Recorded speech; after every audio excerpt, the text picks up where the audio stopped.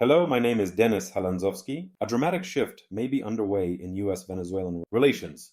The U.S. administration under Donald Trump is reportedly weighing the deployment of American ground forces into Venezuela, a move that would mark one of the most significant U.S. foreign military engagements in Latin America in decades. If you find this useful, please subscribe to the channel and like this video.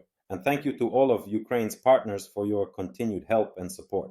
Here is what is driving the consideration. President Trump, framing the issue around the narcotics crisis at home, has declared that the Venezuelan state under Nicolas Maduro is effectively a narco-terror regime. U.S. military and intelligence plans have expanded rapidly in the southern Caribbean. A large carrier strike group entered the region, thousands of U.S. troops and naval assets were repositioned, and covert operations, to include special forces and airstrikes at sea, were approved. With domestic political pressure to act on drugs and immigration rising, the administration appears to consider military force as a part of its tool set. On the Venezuelan side, the government has mobilized militias, ramped up air defense deployments, and publicly accused the U.S. of planning regime change. While Venezuela's conventional forces are degraded, the symbolic weight of a U.S. ground incursion would be immense, a signal to Latin America, Russia, China, and the broader world that Washington is willing to project power even where it once promised to refrain. For Ukraine and its partners, this matters because it shows how global security commitments are stretching into new theaters and how resource allocation, alliance focus, and strategic bandwidth may shift. In short, what might appear as a regional drama in the Caribbean could have ripple effects across the global security architecture. U.S. troops in Venezuela would alter Latin American diplomacy, strain U.S. political capital, and force regional players to recalibrate alliances. Ukraine must watch because support flows, military industrial capacity, and allied attention are finite. New theaters mean more demands. The stakes are high. A ground commitment in Venezuela would not only change Latin America, it could reshape the way democracies respond to aggression worldwide. If you find this valuable, please subscribe and like this video. And again, thank you to all of Ukraine's partners for their continued help and support. Now let's examine the mechanics and motivations behind the possible U.S. troop deployment and what it means in practical terms. First, the operational picture. U.S. forces in the Caribbean have seen a sizable buildup. Missile-capable vessels, special operations aviation, marine expeditionary units, and intelligence assets focused on Venezuela's coast and northern Colombia.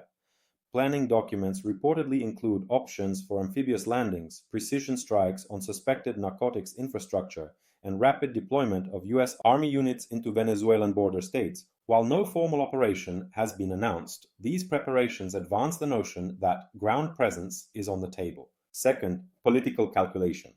For the U.S., deploying troops sends a dual signal. Domestically, it addresses voters concerned with drug deaths, border flows, and national security.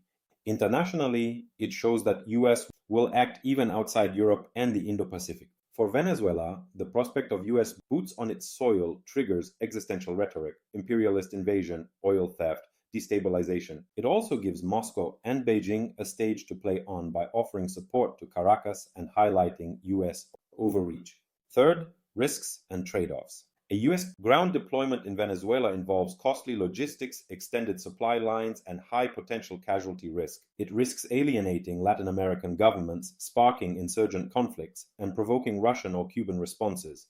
Diplomatically, it might draw attention away from other theaters, such as Ukraine, where allied resources are already under strain. For America's partners, the question will be, does your commitment to one front reduce your focus on another? Fourth, effect on Ukraine and global alliances. If U.S. military focus pivots south, European allies might face delays in shipments or decreased priority for aid. The war in Ukraine competes for attention, funding, and arms production. A redeployment to Venezuela could signal that global burdens are shifting and that partners must increase self-reliance.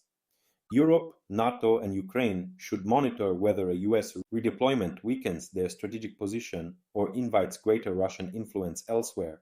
What this means in the long run: ground deployment would mark a turning point in American military doctrine, moving from remote operations and naval presence to full no-notice land intervention in the Western Hemisphere. That's a precedent that alters threat perception worldwide. If Washington sends troops into Venezuela, adversaries will note the threshold has changed. Please subscribe and like to help more people find clear, verified updates. And thank you again to all of Ukraine's partners for their steadfast support. Finally, here is what to watch in the coming weeks and the decisive indicators that will reveal whether US troops are truly headed for Venezuela or whether this remains a strategic bluff. 1. Official US announcements. Will the Pentagon or White House issue a deployment notice, call up National Guard units, or send congressional notification? Such moves presage landing operations. 2. Regional coalition responses. Latin American governments will reveal their positions. Will they publicly support or condemn U.S. action? Argentina, Brazil, Colombia, and Mexico all matter. Their stances will shape legitimacy and regional risk. 3. Venezuelan military and regime behavior. Watch whether Venezuela mobilizes extra militia forces, activates defensive barriers on the coast, seeks Russian or Cuban troop reinforcements, or threatens retaliation. Such signals indicate Caracas preparing for more than just game theater. 4. Allied resource shifts. Ukraine's backers will adjust. If U.S. assets are redeployed south, partners must note changes in alignment, aid flows, and priorities. 5th, narrative and legal framing. Will the U.S. argue that Venezuela's regime is a terrorist entity, giving legal cover for strikes or occupation? Will Congress challenge executive action? These aspects determine risk and international backlash. Bottom line, the possible deployment of U.S. troops to Venezuela is not about a single country. It is about how and where the United States uses power, how alliances respond, and how regional theaters draw global attention. For Ukraine and its supporters, watching this story means seeing not only the Caribbean shift, but the ripples that affect Europe, NATO, and the entire transatlantic security order. Please subscribe and like for more clear, verified updates. And thank you to all of Ukraine's partners for their continued help and support.